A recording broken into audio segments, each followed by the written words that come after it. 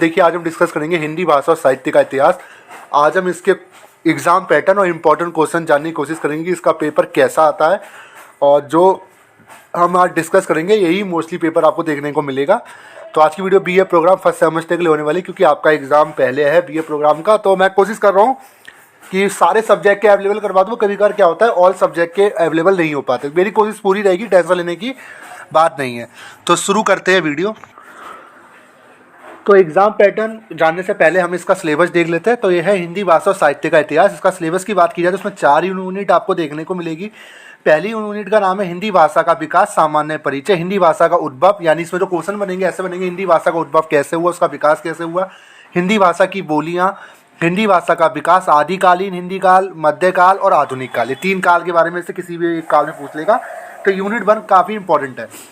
Unit 1 का खा जो है हिंदी साहित्य का इतिहास। आदिकाल, काल विभाजन एवं नामकरण, आदिकाल की प्रमुख प्रवृत्तियाँ, रासो साहित्य, धार्मिक साहित्य, लौकिक साहित्य। तो मैं ये कह सकता हूँ कि व्याकरण ही है, बस थ्योरी वाली व्याकरण है, ये आ से अनार वाली हिंदी नहीं है। ठीक है। इकाई 2 हिंदी साहित्य का इतिहास। भक्ति काल, भक्ति आंदोलन, उद्भव और विकास, भक्ति काल की प्रमुख प्रवृत्तियाँ, संत काव्य, सूफी काव्य, राम काव्य, कृष्ण काव्य।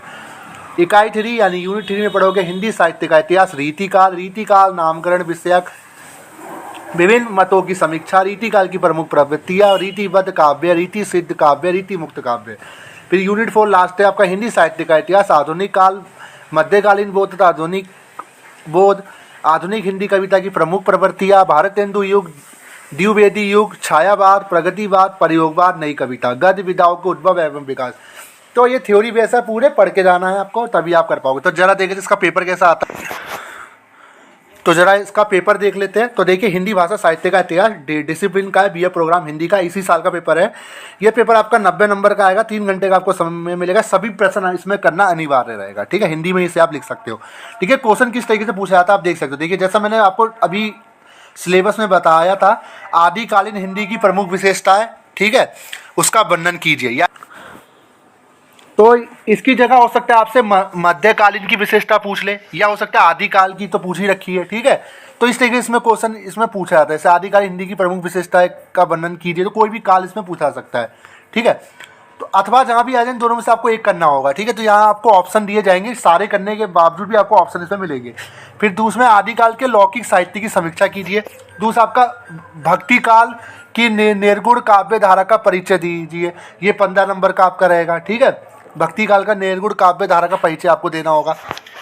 फिर राम काव्य का स्वरूप स्पष्ट करते हुए उसकी प्रवृत्तियों को प्रकाश डालिए। तो ये सारे काव्य आपको करने पड़ेंगे, कृष्ण काव्य, राम काव्य, कोई भी काव्य पूछ लेगा। तीसरा रीति मुक्त काव्य का परिचय देते हुए उसकी विशेषताओं का रेखांकित कीजिए। फिर रीति सिद्ध काव्य किसे कहते हैं, जहाँ भी अथवा आ जाए उन दोनों से आपको एक ही करना है। देखिए 15 नंबर का एक क्वेश्चन है, सोच लेना, 90 नंबर का पेपर है पूरा। रीति सिद्ध काव्य की मुख्य विशेषताओं पर प्रकाश डालिए। भारतेंदु युग की प्रमुख प्रवृत्तियों का सावधान चर्चा कीजिए। तो भारतेंदु वाला आता ही आता है, इसको जरूर करके जाना। हिंदी कहानी के विकास की रूपरेखा को स्पष्ट कीजिए कि हिंदी कहानी का विकास कैसे हुआ, हिंदी का उद्भव कैसे हुआ, ये भी पूछ सकता है। निम्नलिखित में से किन्हीं 3 पर टिप्पणी लिखनी है। पश्चिमी हिंदी, रासो साहित्य, कृष्ण काव्य, अभी मैं बोल रहा था, शुक्ल पूर्व निबंध, प्रगतिवाद। ठीक है, तो इस तरीके से इसमें पेपर बनता है। आप देख सकते हो ईजी है, ऐसा नहीं है, थोड़ा आधा पढ़ के जाओगे, पूरा का पूरा मैं कहूँ व्याकरण की एक तरह से लिटरेसी, इसे आप कह सकते हो, हिंदी की लिटरेसी। ठीक है, पढ़ के जाओगे तो कर लोगे। तो ये थी आज की वीडियो कैसी लगी जरूर बताइएगा। Thank you so much.